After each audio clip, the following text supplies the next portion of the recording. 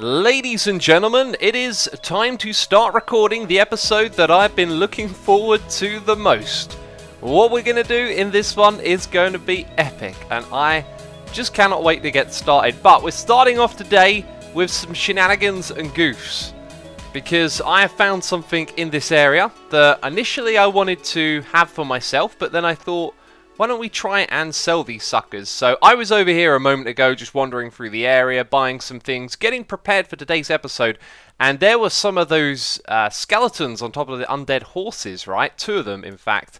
And I've got a name tag over here that says 16 diamonds paid to Asuma. I'm too lazy to make a shop. I figured that I would let them roam around here. Let's separate this so we don't use 2 at once. And if someone sees them and they're like, I want that horse, then, you know, grab a name tag, rename it, and give me 16 diamonds. They know where my shops are. I think it is a cheeky, genius idea, and maybe it will make us some more diamonds, because, my friends, we are continuing to seek diamonds in this capitalist Season 6 environment, and I am going to open up another new shop, and the location of which is up here on the hill. Yes, the hill over there, where I have been setting up a beacon, and it kind of occurred to me after setting it up that this beacon might actually be in range of the area in which I need a beacon to do some digging, because we're going to build a shop that goes both above ground and underground as well, and it is going to be crazy. Now, the reason that I picked this area over to the side here where that beacon beam is coming from is because what I'm going to build can potentially be very obnoxious. We're going to build a giant 3-dimensional rainbow made out of wool to advertise all the wool that we have to make a shop. This is going to be a crazy build, my friends, but like I said, it could be a bit obnoxious. So if I were to put a giant rainbow in the middle of this area, I think it would really detract from the view of the other shops in this space. So I've deliberately put it over to the side here. We've got this floating blob of blocks which is in the way, but we can remove it, and you'll see that I've laid down some cobblestone over here, kind of marking out the dimensions of the shop. It's going to be about 60 blocks wide, so it's going to start over there and it's going to go all the way across to wherever the cobblestone ends, which happens to be around here. Now, last night I got the opportunity to leave the computer on and do another session of AFK wool farming, which brings us up to a total of 2 shulker boxes of every type of wool ready to be sold. We're going to be selling these at a diamond a stack, and maybe I'm going to put in like a bulk offer as well, like if you buy 10 stacks you can get a diamond or 2 off, something like that, because I do want to encourage the hermits to be able to build on a larger scale. That's always a good thing. And I don't need to open every chest, right, but isn't it so satisfying to see all of these materials gathered and ready for sale? Although some of it will actually go into the building of this, because we are indeed going to be building a rainbow. Now, before you panic and say, Asuma, why are you flying? What is this cheaty business? I'll remind you that we are on play.asumavoid.com, and in front of me, a little hint at what's to come here. This is actually a lot bigger than what we're going to be building on the server, but this is the idea right here, to have a rainbow coming out of the ground, but also going below the ground as well. We're going to build an underground shop here.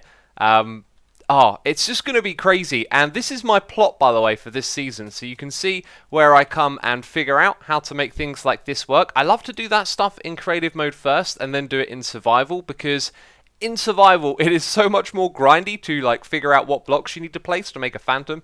You can just fly around and, you know, do all of that stuff so much quicker. If we head over here, you'll see a bunch of wool on the ground. This is where I first started working on this idea and trying to figure out how many colours and what colours to use for a rainbow. And eventually, I believe, what did we settle on? Is it the one at the end there?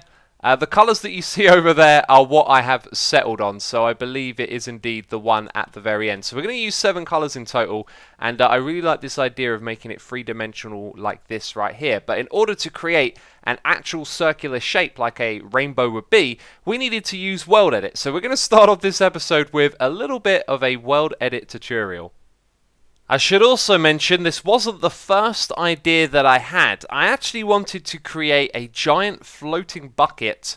Well, it would appear to be floating, right? There would be a hand above it, severed from an arm, holding it up, and then rainbow paint coming out of it, dripping down onto the ground and forming a river through the shopping district. But building it here in Minecraft, I didn't think it would look that impressive. If you were to build it in real life, though, you could actually support the floating hand and the bucket by hiding the supports of the structure inside of the rainbow, which is pretty cool. I thought that would look kind of awesome. But anyway, what I also want to mention is that when I work on these things, I have a lot of help from the community. People come over here and they start hanging out and suggesting ideas. So to all of you who are helping us create these rainbow shapes, I want to say thank you ever so much, and a huge thanks to Grace as well, who's a moderator here on the server, and she walked me through how the commands work. It's actually pretty straightforward, I just didn't think of how to use it.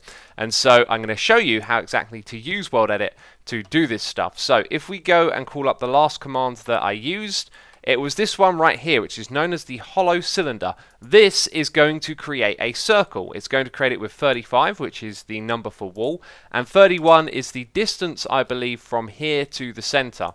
From the center to over there. So in total, the width is going to be 62 blocks, which is roughly the area that I have preserved on Hermitcraft for building this. So now what we're going to do is undo that, and we're going to change the ID of this 35. So it has a damage value of, I believe it is 14 for red wool.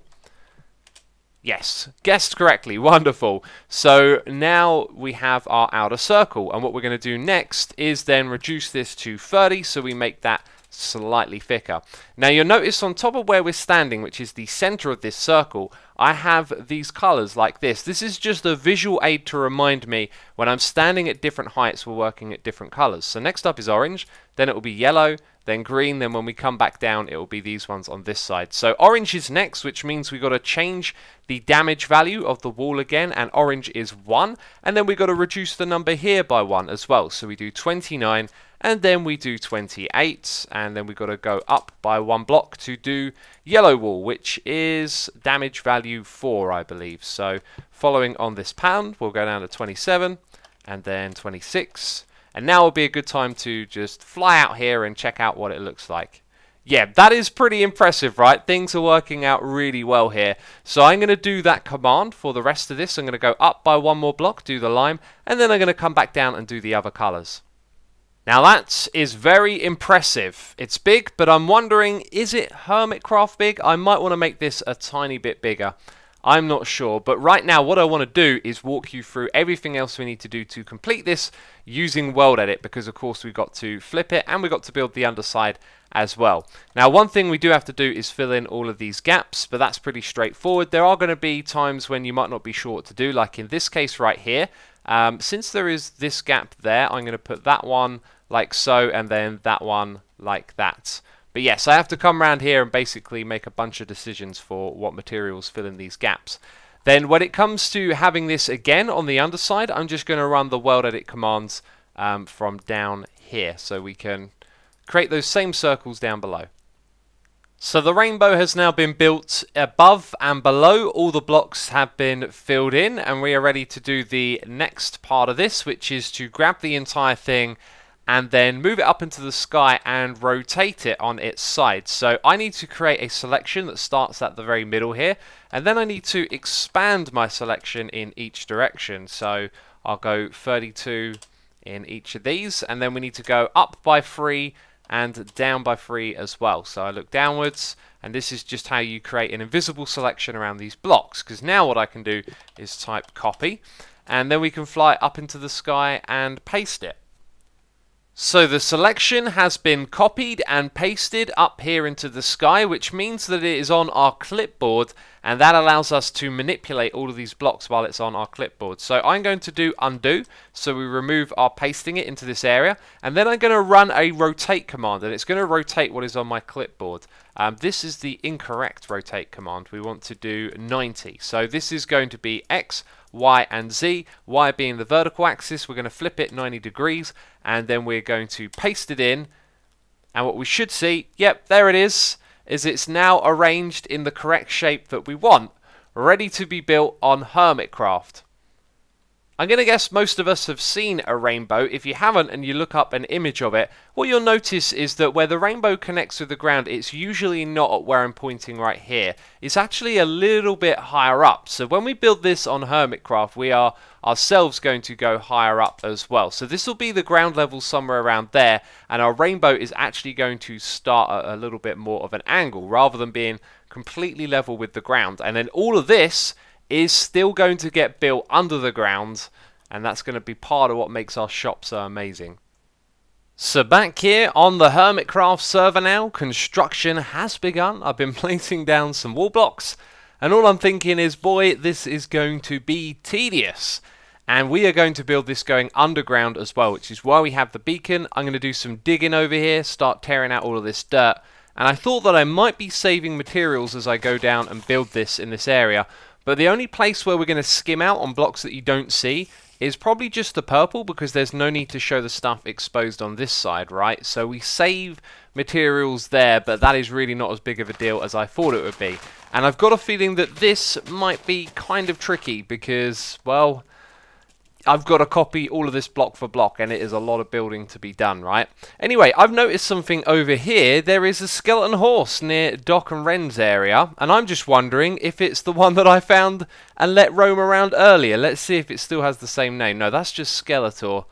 Okay, so my ones are still roaming unless they brought them and renamed it.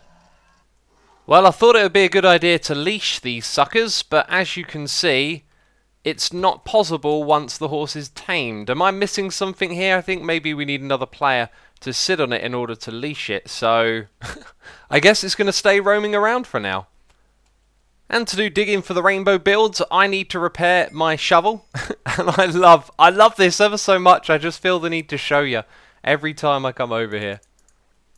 So I've avoided doing the tricky digging underground stuff for now. You know, I really just wanted to see some progress, and in building what I think is about 1/16 of the whole build so far, I've learned that there is a way to do this, and that is to focus on one color at a time.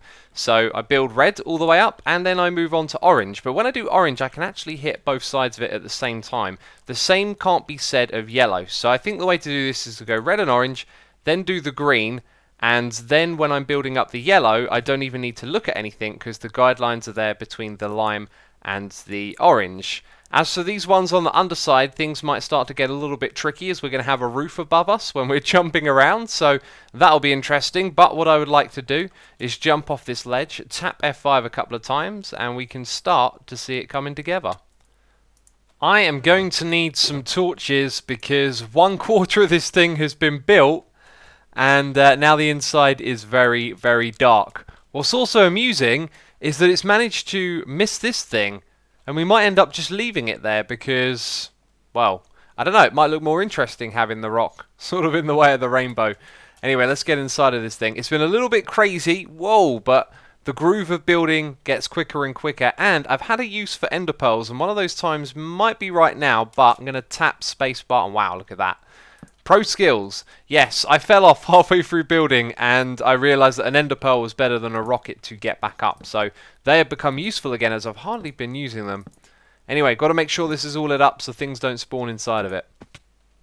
And now with a little bit of math and measurement and counting, this has been successfully built from the correct position to meet up with that at the correct position, which is fantastic. So it means building all of this over here is going to be a lot easier. This time I got a smarter strategy for construction, so I've done purple and red, then light blue and yellow, and when I'm building those ones I can build both at the same time. So it means these other ones that I got to do now, all I have to do is put the blocks in the gaps. This is without a doubt the fastest way to build it. These last bits here have taken next to no time to build up. And so, as we pass the statue of Hermity, we look at the second colossal build. Wow! Oh my goodness me, that looks so great! Oh, that really does look special. Oh, I really did think we picked the right spot for this. Yes, it could have been even bigger and not have been obnoxious. Let's face it, that is glorious! Oh man, this turned out so great. So the next part of this is building the ring underground, and I don't want to drag this out it's going to take a long time, and I can't formulate the best way to do it in my mind. These things often come from experience, right? But I have started off by sort of counting out the number of blocks from the inside, so I have this pattern that I follow, and even with that I made mistakes several times over. So I've built this ring several times in a row. Look, we'll drop down and you can see that it goes all the way down here, and there's a dark patch. Now there's bad things in the dark patch. Where's the bow? Let's keep them away. All the red blocks have been placed exquisitely first time. That's wonderful, but look at the gap that we got here from the bottom to the top. This thing's kind of massive, and you can actually use a rocket through here, and it's totally trippy. Let's keep going. Whoa! That was something. I've got to be careful, though. Look at all the damage I'm taking here. Right, let's keep these updates quick. I've done all of orange, and focusing on one colour at a time is actually quite pleasant when doing this. I started off by trying to do a whole bunch of them at the same time, so you can see we've come down a fair ways here, and that was actually a lot slower. So next I think I'm just going to focus on yellow. This is just so slow. It'll be totally worth it in the long run. All of the yellow is now done. Yay, rejoice, I'm going slightly mad, but good news, the lime is all done now. It just hit me that we're done here because the rest is super simple. You can see I'm filling in the last of these gaps. Ran into a bit of a problem because I originally miscounted this purple wall, and that's it, that was the last block. It's all done. Thank goodness, at last. And here is a little tidbit for you. I only used wool from these shulker boxes, so what is left kind of tells you how much I used for each of the layers of this. Yeah, there you go. Interesting, right? At the very beginning of this episode, I was supposed to do something, and I've got a feeling that because I haven't done it, other hermits are going to have beaten me to the chase. But iLoot recently stocked up with a bunch of new loot boxes, and I believe a new loot system as well, with different types of loot, like, you know, rarity ratings. And anyway, there is an opportunity to earn some diamonds here, and I believe the lamp being on means that I can play the game, right? I don't want to lose another one. I've already lost one diamond block to this, and grey is not good. Grey is common. Oh no! I've wasted a diamond block. Let's see what we got. Obsidian, nether portal kit. Not so great. Not so great. I did, however, get a shulker box, and there is actually another wool shop, so to speak, or a shearing shop, which was closed, and I know the majority of you understand how things work on this server, but for the couple of you who left angry comments saying that there was some sort of conspiracy, let me explain exactly why this got closed down. Wells decided to build a sheep farm, but he built it in the middle of the shopping area, which is a very commonly loaded area. So there were lots of entities, lots of mobs walking around, and we saw that the server kept struggling when people were loading this area. So when I do my farming overnight, someone can kick me if the server's struggling, and then the problem is solved because I built it out where players don't commonly walk by. So that is the difference between the two farms that we made, and I did not do that with any intention to, you know, harm Wells. It was a group decision, and I actually told everyone straight away at the beginning of the season that I would build one of my Season 5 sheep farms again so that everyone could benefit from the wool. Now, how are they going to benefit from the wool if they can't buy it? Well, we're going to have an entrance over here, and then Doc and Ren and Scar are going to take care of the area out front, because Scar's going to do a landscaping job over here. So I don't really know what becomes of our entrance, but I do know that they're going to enter the rainbow at the bottom, and I actually had a lot planned for this episode, what I haven't done, because that took so much longer than I expected, but isn't that just what I normally do? So we're just going to put something temporary in this space, I think, and then we'll do more on the shop in the next episode. I've got some very cool plans for how this right here is going to turn into a shop. By the way, when I prepared this build, which I say took me a couple of days, I mean, I did it over a couple of days, took me a fair few hours to prepare. I never noticed this when I was sussing out the best place to build this. Shop plot Iskal, and when I spoke to Iskal about it, he was about to log on and actually start work on building a shop over here, and he was kind enough to agree to go put his shop somewhere else. So greatly appreciated that. But there was a little bit of a condition that he was going to Bomboni, as they call it, my rainbow shop. Now, I built that giant statue over there. I was kind of scared it would get a Bomboni. I built some other things as well that you could put tashes on. But in this case right here, I think we should let Iskall go ahead and do his thing and make Bomboni, Rainbow Eye. I don't know how the word thing works for that. And looks like we've got someone in the area checking out what I'm up to as well.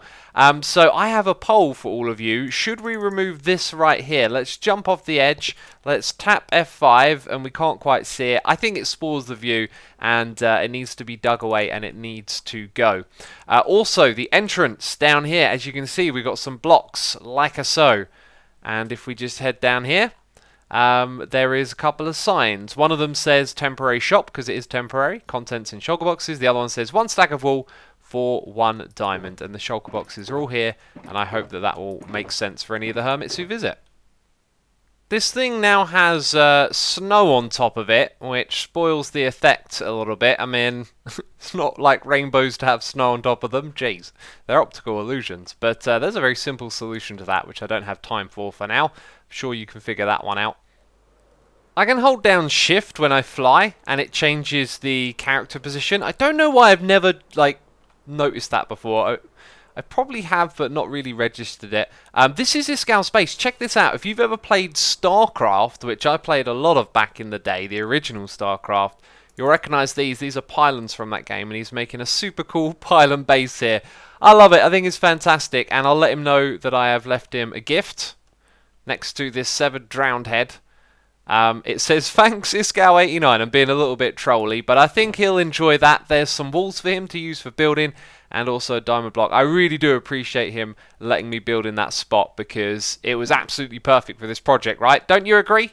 Leave a comment down below. Let me know what you think of what we're up to. I'm loving what we're doing at the moment. But that is it from me this episode of Hermitcraft. Thank you ever so much for watching, and I'll see you soon. Bye-bye.